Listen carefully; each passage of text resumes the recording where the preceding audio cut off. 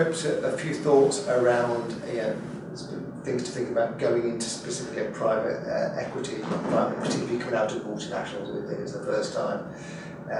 The first thing for me, in hindsight, would be a better understanding of the financial model that drives those businesses compared to a corporate. In a corporate, your life's about delivering the quarters, delivering the performance versus the previous quarter versus the previous year, and that can actually drive quite a lot of short-termism, and certainly those are the metrics you're constantly judged against.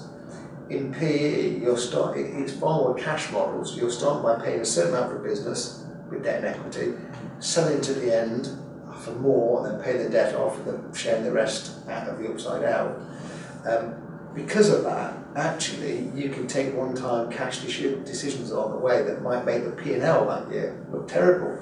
But it's a P&L that only you and the PE firm are ever going to stare at unless you've got strict covenants. So the flexibility you've got, as long as you can do things that pay back within a 5-year time horizon, or 3 years if you're 2 years in, it's very, very flexible.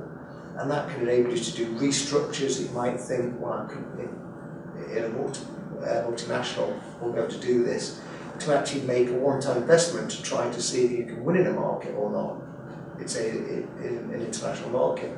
But if you don't win, as long as you don't have to keep spending the money, you've just taken a gamble of £1 million or £200. On most deals, that's a manageable risk that they can take. If you're in a multinational, you've instantly taken £1.2 million off that quarter's results, and that's kind of like, that flexibility is less common. So I think it does affect some of the decisions that you actually can make, but might think you can't if you don't understand the model. So that, for me, I think is something to get help to understand in a bit more detail at the start. If you don't get it, you may get it instantly. The second thing is you're going to get managed very differently to being in a multinational. Typically in a multinational, your boss probably did your job or a job similar. So he can smell what's right about the business. So he's looking at the numbers, but he's also just talking to you about the business. These guys have never run a business. They've certainly never run anything like yours. The last business they always was something completely randomly different. So they are data hungry, analytical, and it feels like at times you're managed by kind of top end MBAs, because that's what you are being managed by. Very bright people who've never run a business. So first you just got to get used to that, because it's different.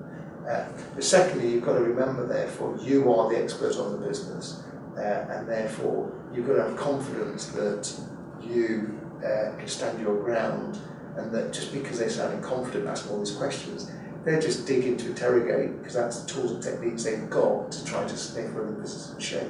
Because they can't feel it, they can't sense it, because they've just not run businesses like yours. Which sort of leads to kind of how can you quickly make that relationship work. And I think there's a couple of things really. The first is have a year one number that you can hit, because if you start hitting numbers, they get confident. Their partnership gets confident, because they can then go, bought this business in year one, we've hit the number. That takes an enormous amount of strain out of all of the relationships, and they kind of go, this guy clearly knows what he's doing. That really helps. The second to that is you've got to remember that if you understand your business, you think that the decision's right, you've got to fight for your decisions, because they don't know how to run their business. Ultimately, if you succeed, you'll get paid handsomely and they'll think you're a hero.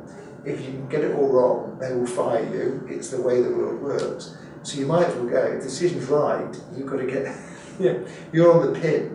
So don't let them try to distract you because they're challenging and intellectualising about what might theoretically be the right thing. Because ultimately, the decisions will add up to the results you deliver. That's how you'll be rewarded.